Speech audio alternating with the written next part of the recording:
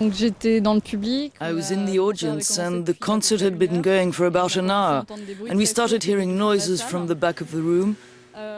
The crowd started shifting, people panicking to get out.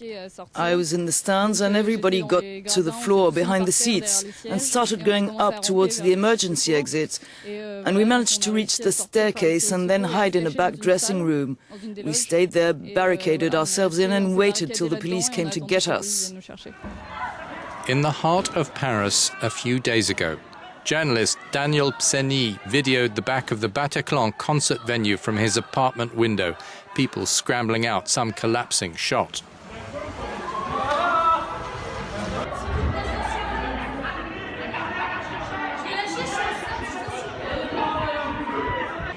The killing had started at 20 to 10 on Friday, November the 13th. 3 armed men held hostages in the Bataclan for 3 hours. The police counterattack at 20 past midnight was over by 1 in the morning Saturday.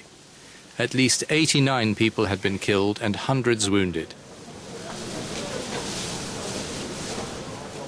Prosecutors have opened what they're calling an anti-terror investigation. Many details remain unclear. Police believe some gunmen may still be on the run. Paris the next day appeared deserted. Most people knew by now what had happened and stayed indoors. Tourists as well. President Hollande had declared a state of emergency, enacting special provisions, suspending parts of constitutional law.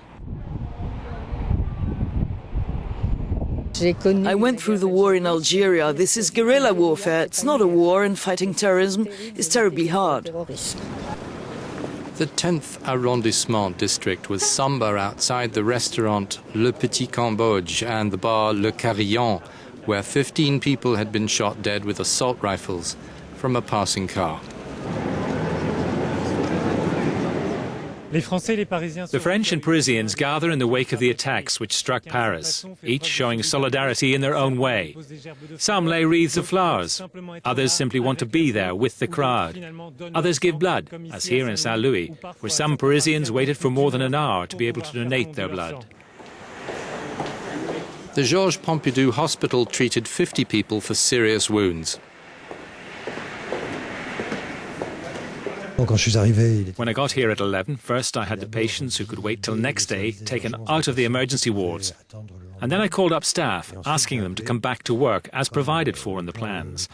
I had a pleasant surprise to find that not only those I'd called showed up, but others too, who I hadn't called, even people I didn't know. By that I mean several doctors from the 15th arrondissement in particular, but not only.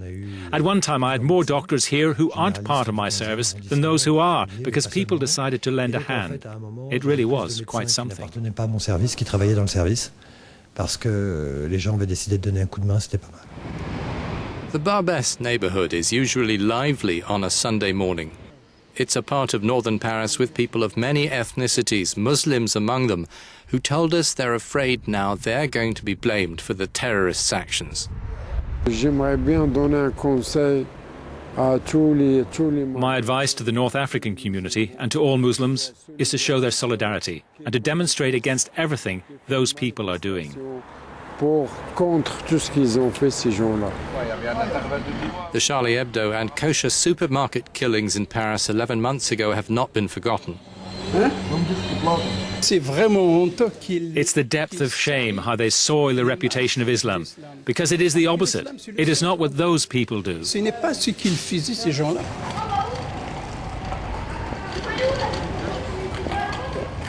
At midday prayer time, there were only a few worshippers at the Paris Grand Mosque, reluctant to talk.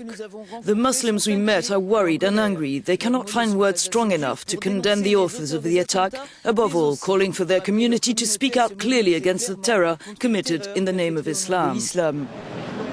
In spite of restrictions on public gatherings in Paris, people needed to come together for comfort and demonstrate their determination not to let hate triumph. One of the most symbolic gathering areas is the Place de la République. Parisians are trying to return to their normal lives, but the question is what will happen when the 3 days of national mourning come to an end? Politicians from both the left and the right are trying to position themselves as being the toughest on terror. It was the first time in the history of the Fifth Republic that national mourning was proclaimed for 3 days. President Hollande, with his ministers, chose the Sorbonne University headquarters, symbol of French culture, science and the arts, to honor the victims with a moment of silence. He's sending young people a strong message. After all, it's our generation who's going to have to deal with some of these challenges later. I find it a fine gesture. It moves me. It helps me.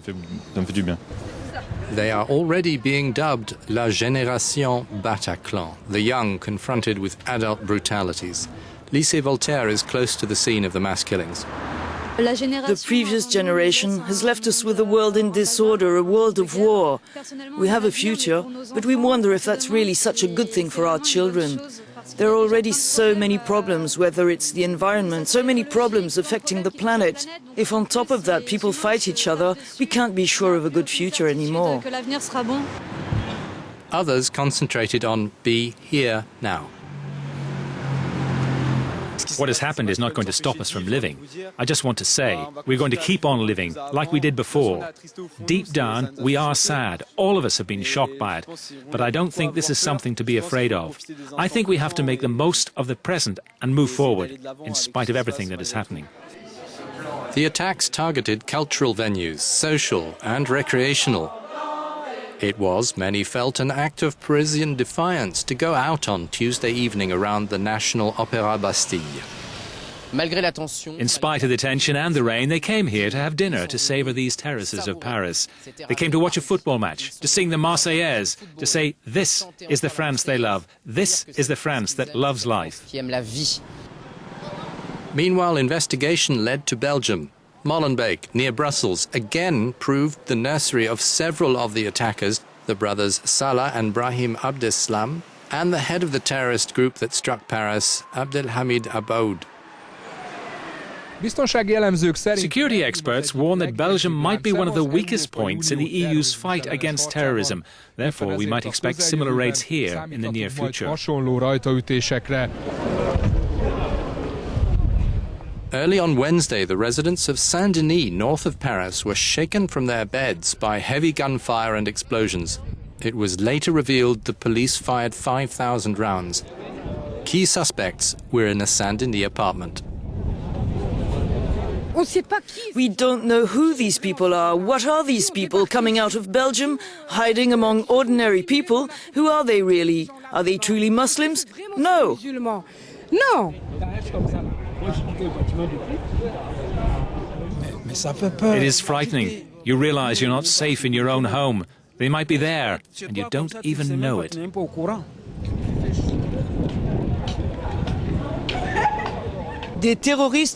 Terrorists in the heart of Saint-Denis, the residents are in shock. Life stood still during the nightmare, and it looks like the fear will last.